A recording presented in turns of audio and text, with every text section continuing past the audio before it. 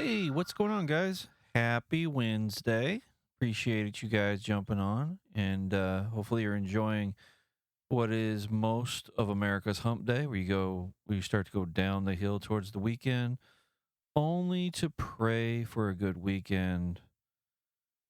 Some of you will get it, most of you won't, and I apologize in advance. Listen, I will never understand people that are racing to the weekend only to get shit faced, party it up, destroyed, sleeping all day, and then it's just 2 days to Monday, guys. You really just going back to work anyway. Like I don't get the fascination. Maybe some of you guys are just like, oh, it's my Friday. I can't wait to get out of here.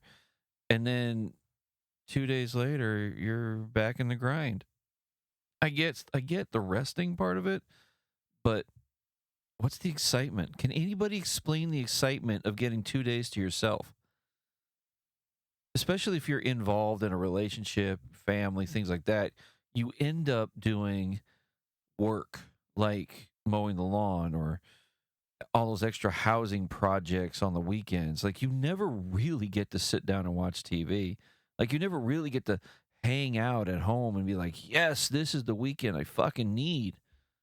But you don't get that. Even when you go on vacation, guys, it's not really a vacation. It's like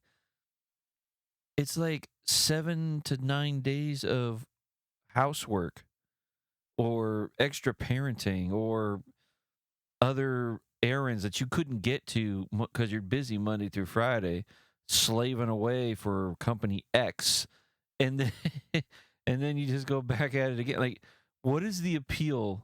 I'm gonna ask this one more time. What is the appeal of the weekends? What is it? Like, why do you guys like want to get there so badly? Is this an outlook I just don't have? I don't know. Let me know in the comments below. I want to know from somebody out there.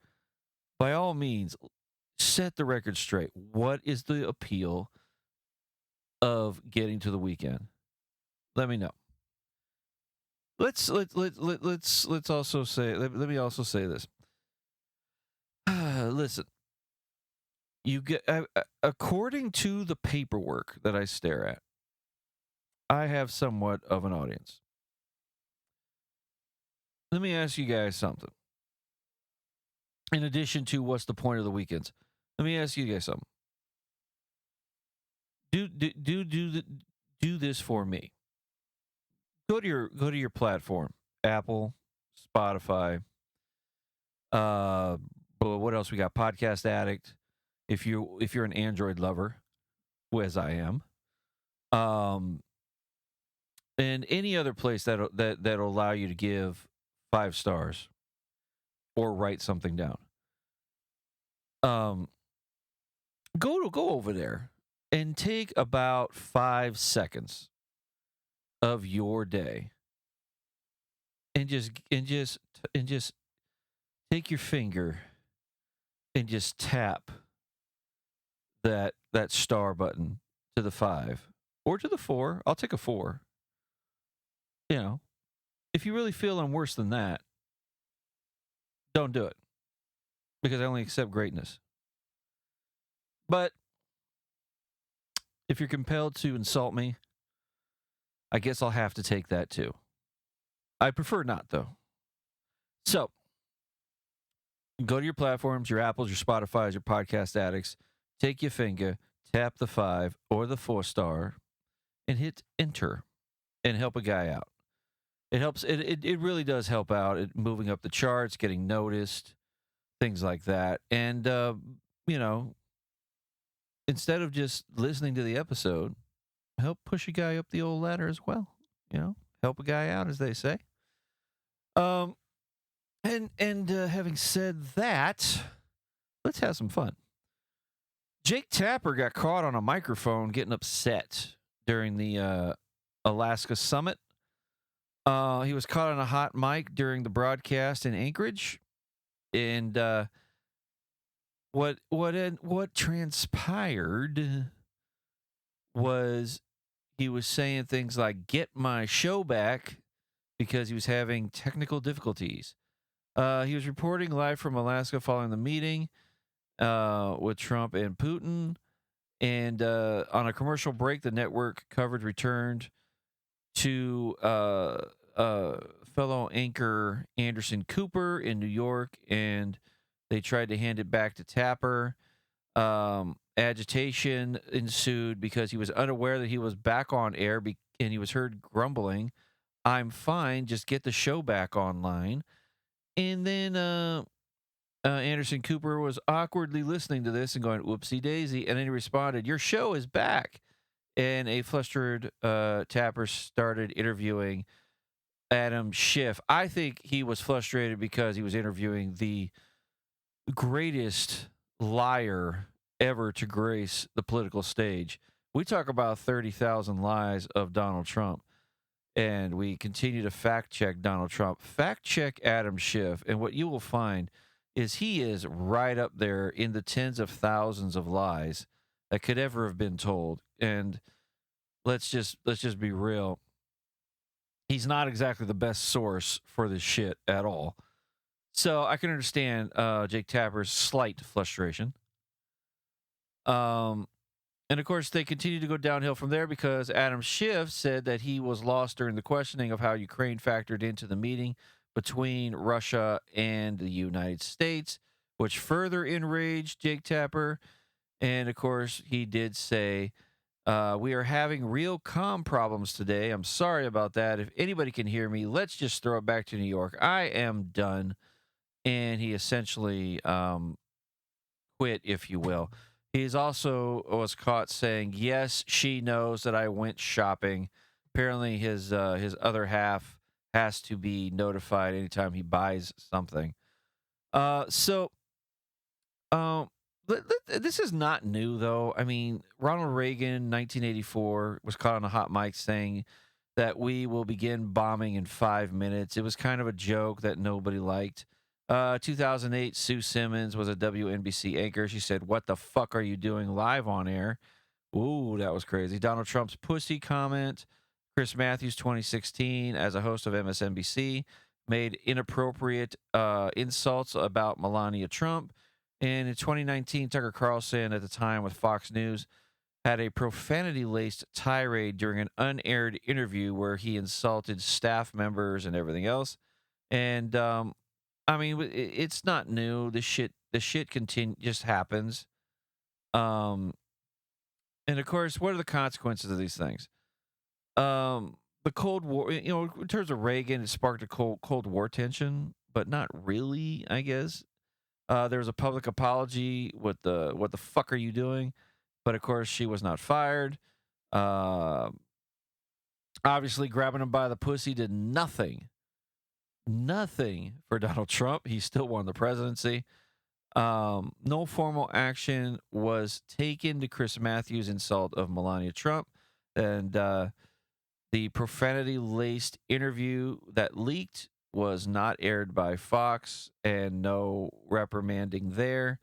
And obviously, Anderson Cooper's technical difficulty thing, no apologies for his language.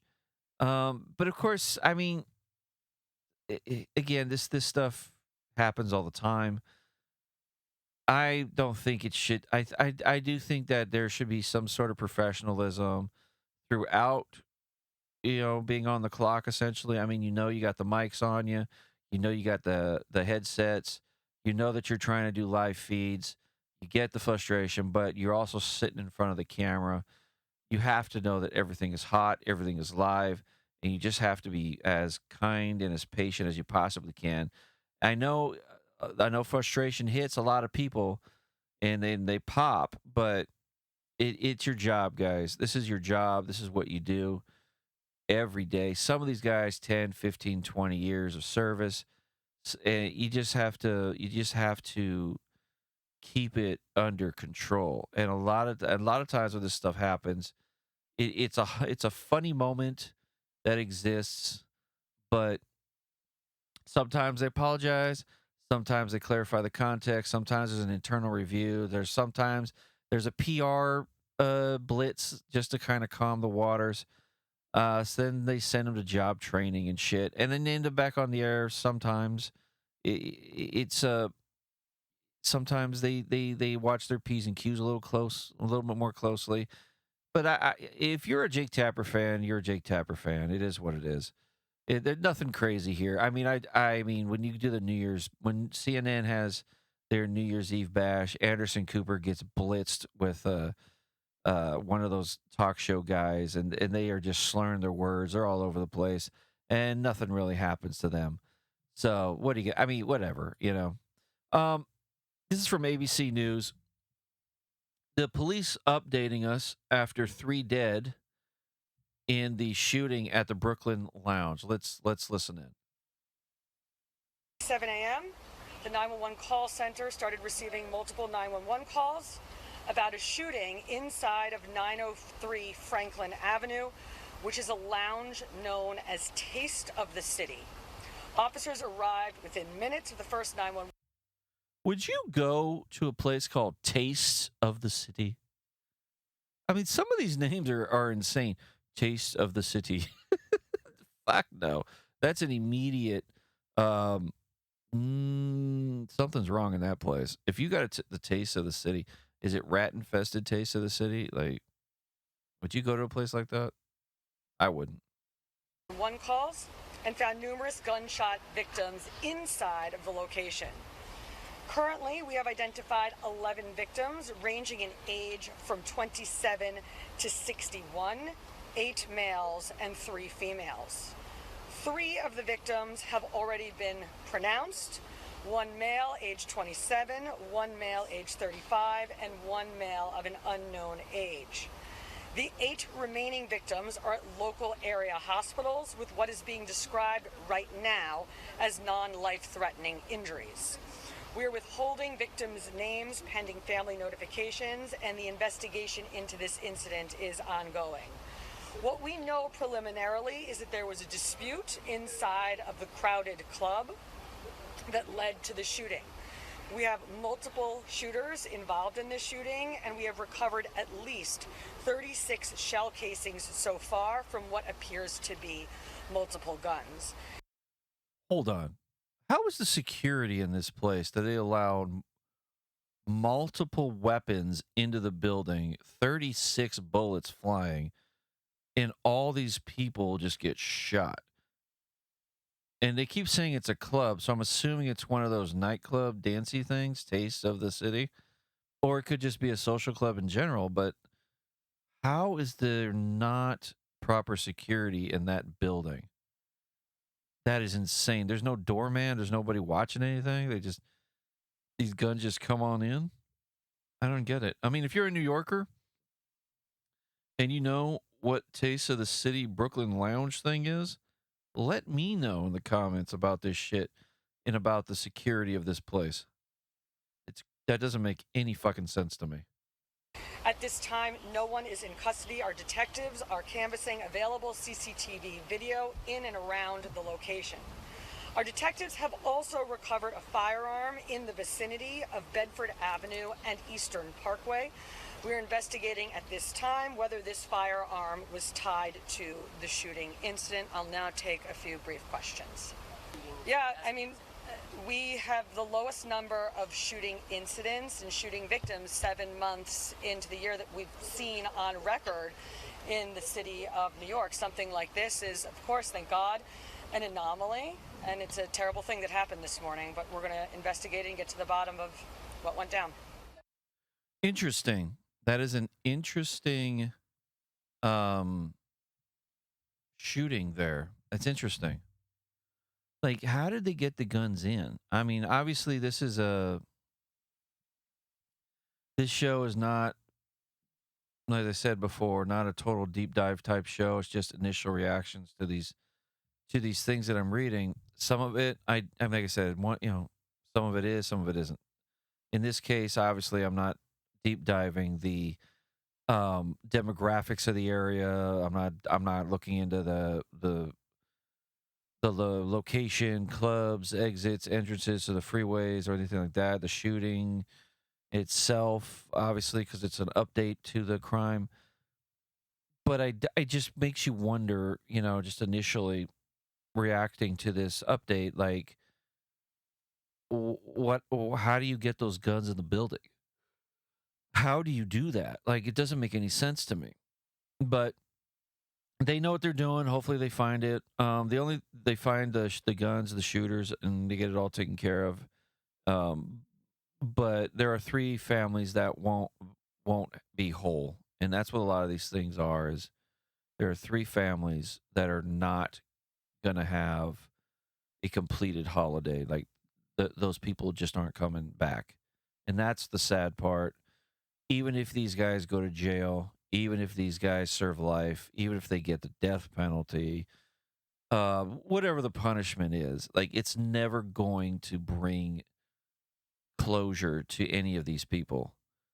Usually when a family member passes due to illness, natural causes type thing, you can kind of cope with it, a little bit of an understanding, and you can sort of like come to grips with that reality. And you grieve, but you can control it, and then you continue to grieve. But you can learn to live with it. These types of situations where these people lose family due to a shooting, a stabbing, an absolute murder, if you will. And there's no closure to that because you're just like in your head going, why did this happen? Where did this person come from? Why is this? Why is that? Shouldn't I have called? I should have been able to get this person to stay home that day, or et cetera, et cetera. And you just sit in that filth, if you will. And it's a feeling that you can't get rid of. You can't wash it away. You're always going to sit with it. It you begin to deal with it over time, but it is something that will plague you forever. And that is the issue that that is going to come from this crime. And that is the sad part of it. And I wish that there I wish that the I guess you could say the Second Amendment nuts, I wish that they understood that. I wish that they would come to grips with that. Now, I understand the Second Amendment. I understand the reasoning for it. I understand the logic behind it, and I understand it. I understand it. I really do.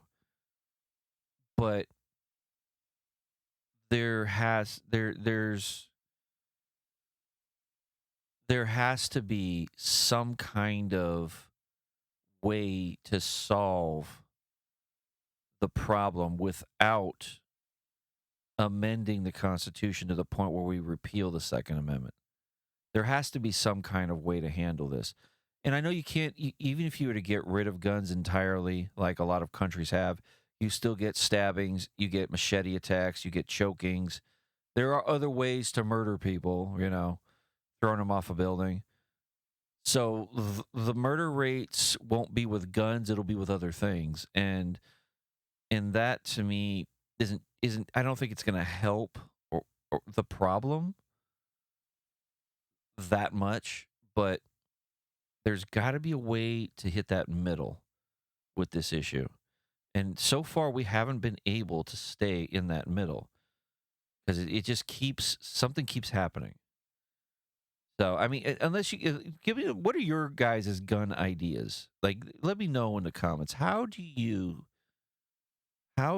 would we solve this problem without removing the Second Amendment? Because I really think the Second Amendment matters, and I do believe that it is by its design. And again, this is my belief and my understanding of the amendment is that it is designed to be a backstop in case there is a tyrannical government or invasion or some kind of oppression. Everybody is going to be able to take up their arms in defense against that. And I feel like that overall idea is essential in our Constitution. I think it belongs there. But I also feel like there should be some kind of mechanisms, if you will, to backstop some of this, and maybe the word arms should be clarified. Maybe it should be clarified to only being a certain type of weapon that the civilian can carry.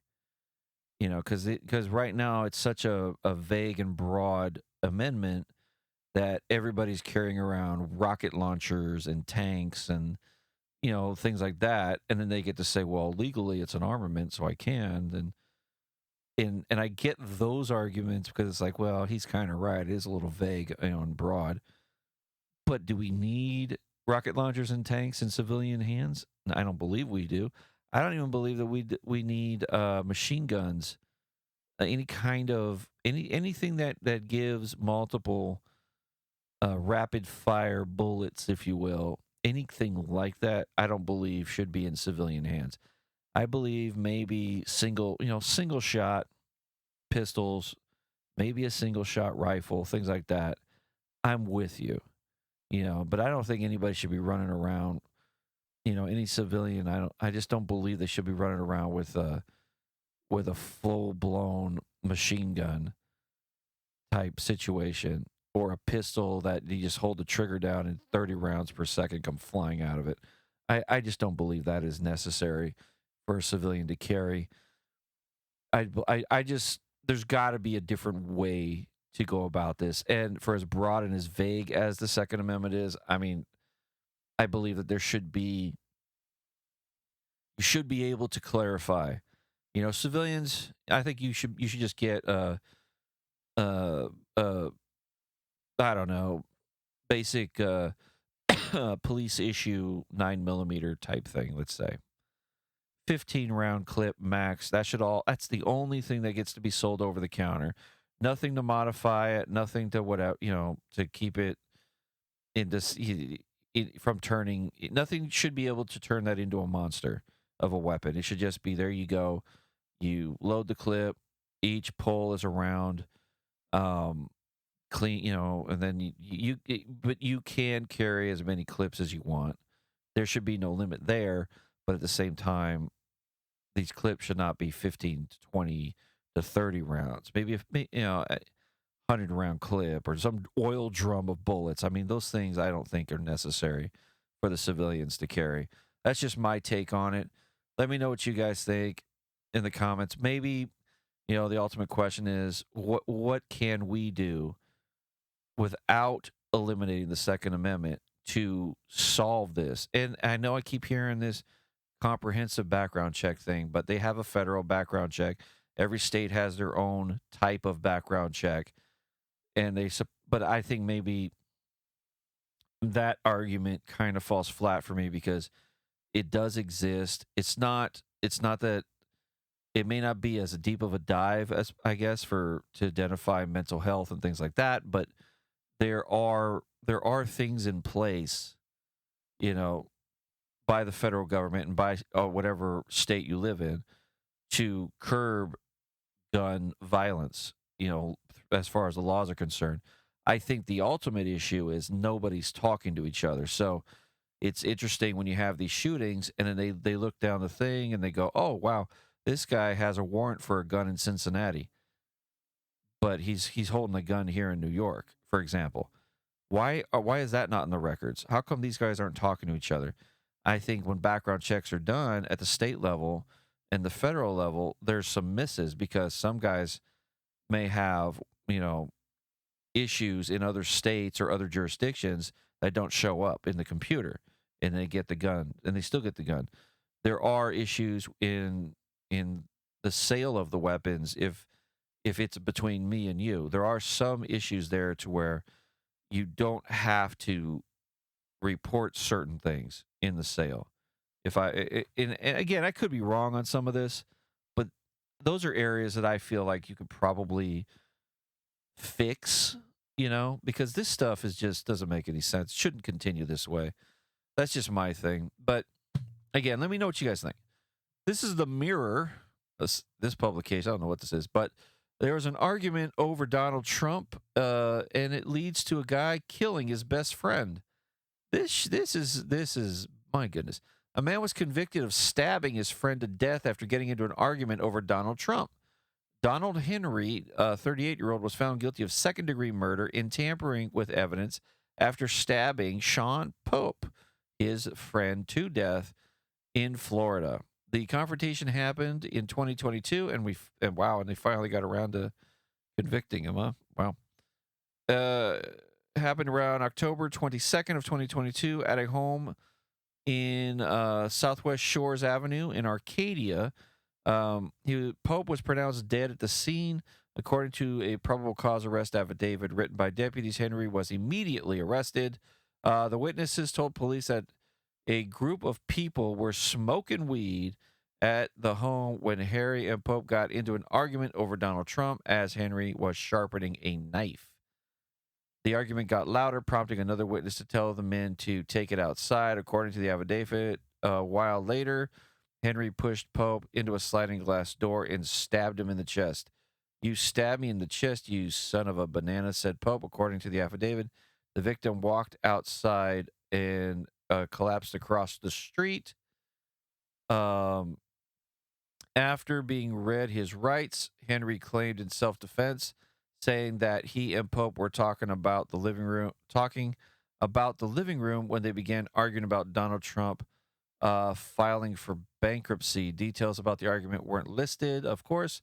At some point, Pope left the house but returned later, and he was talking to him like he was stupid. Henry then told police that he claimed Pope started punching him in the face, and that's when his training kicked in and he hit Sean once. When he was asked to clarify, he told him that he hit Pope with the kitchen knife, stabbing him in the upper chest because he was stopped to stop the threat, like police officers are. Police wrote, despite his claims, cops didn't find any injuries that indicated that he needed to defend himself. Henry was taken into custody, jail, and all that. And ultimately, he will be sentenced later this year. Is Donald Trump worth killing someone over? God damn. I mean, seriously, this guy. I mean, okay, Donald. Let's the claim that he made. Let's solve this puzzle. Donald Trump has never filed for personal bankruptcy. He has filed for an ungodly amount of business bankruptcies and reorganizational bankruptcies. Yes. So why would you stab him? Because you don't think he's filed bankruptcy? I mean, what is the argument that would even get you to fucking... What would possess you to not only as you're sharpening the knife going, I'm going to stick this dude in the chest if he keeps telling me about Donald Trump's bankruptcies. Like, how bad is your life? How bad is your situation to where you've got to sit there and defend a guy who's worth $3.4 billion? A guy that has restructured his businesses and in his system to the point of making this money. It's never affected you. It's never made your life good or bad. Like, who cares if he's filed for bankruptcy? Who cares what he has done in his personal life? You should not be defending Donald Trump to the point of murdering a guy, I guess, is my overall point. Like, this is banana sandwich on an unbelievable level. But I don't know, guys. I don't get it. I don't get it. I just don't get it. This is also from the Mirror. Same publication. These guys have interesting reads here. All right. So, a husband found his wife cheating and killed the lover with a machete. All right. Okay. Let's dive in. Oh my God. A man was sentenced to 20 years in prison for murdering his wife's lover. His name is Sonolio Kafoya, 47, was convicted of manslaughter in the death of a 53-year-old Sion Peltua, a father of 7, in May. Sentencing him to prison, Your Honor, is the only appropriate sentence in this case, the prosecutor has said. I will send a message not only to the defendant, but to the people of Maui that you don't get a pass to kill someone because your wife is cheating on you. Police officers responded in July of 2024 to a scene in Maui, Hawaii, that found Potuo, who was lying unconscious on the ground, suffering from a severe injury to his arm. A tourniquet was applied to his arm as paramedics took him to the hospital. However, he was pronounced dead on arrival from blood loss. A witness told police he saw Kofoya standing over him before fleeing the scene in a Honda. The car was later found abandoned before police arrested him. Oh man! For second-degree murder, Kofoya attacked Paltua with a machete after learning that he was having an affair with his wife. Maybe he is a good father, but he is not a good friend, and he was not being a good person at the time, said his defense attorney. A what? What the fuck? I'm sorry, guys. That's a great defense line, huh?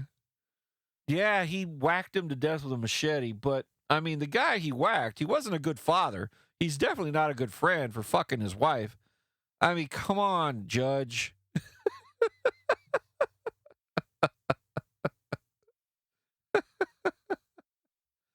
His defense attorney says that the 20-year sentence is not the answer and believes that he should be back with his own family. He's okay, so here's some more beautiful, these are beautiful defense lines. I wish our society could come up with better solutions because it's a waste. It's a waste of another life. One life is already lost, and now another life is going to be spent in prison.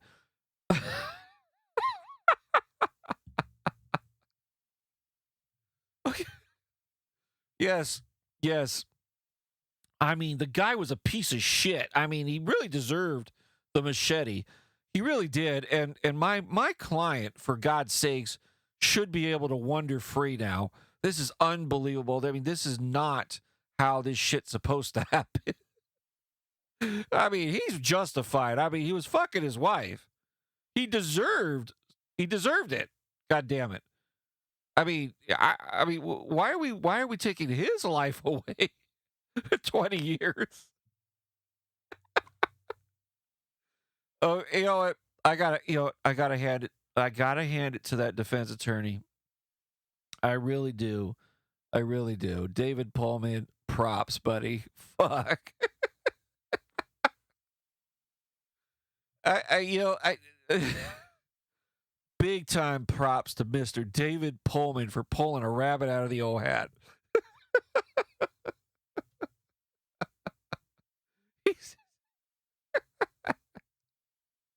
Oh my God. Okay. Whew. Ooh, okay, here we go. Prosecutors initially tried him for the murder count, but jurors chose to convict him of manslaughter instead, which disappointing the family. One day. Okay. I'm sorry, hold on. Disappointing the family of the dead. Okay. I still can't get over that. Oh my God. That is a defense attorney. That is gold. That is gold right there. I don't think he'll ever get another job after this, but fuck. Okay. I gotta finish this article. Okay, disappointing the Platua family. The oldest daughter, her name is Mafalio. She says one day he will have to meet his maker, the man above, and he will have to answer for what he did. The siblings' mother died from cancer in 2011, and now they've lost both of their parents. One of the main things that we will miss about our dad is just having the sense of security, the daughter said. We have already lost our mom, and just knowing that in this crazy world, we still had our dad. The children live in California and last saw their father 2 months before his death while they were visiting their mother's grave. Through a Tongan interpreter, Kofia apologized to the family for macheting the father. He is truly sorry for all of you, especially the family. Of course, the judge gave the maximum sentence. He says, despite your defense attorney's amazing defense, this is how we're going to do this. It is this horrific death under circumstance that's sadly occurred. But the bottom line, sir, is it happened. You macheted the fuck. You can't get out of it. I'm sorry, that's not his quote at all. But I am ad-libbing this one because that's what I mean, okay. I'm in tears right now. Oh my God, that shit was funny. Okay. This is our judge here. He says, it is a horrific death under circumstances that sadly occurred. But the bottom line is, it did happen and we cannot ignore it. You've brought a lot of pain to us, said the daughter. You're only sentenced to 20 years. Me and my siblings will get a life without our dad. And that is the truth of it, guys. But it is hilarious still. I can't. Dave, okay, here's my PSA. David Pullman, good job, buddy. All right, guys. That is Wednesday. It's in the bag. Thank you all for listening. Thank you all for putting the time in. Please leave a 5-star review, like, share, and subscribe. And I'll see you later.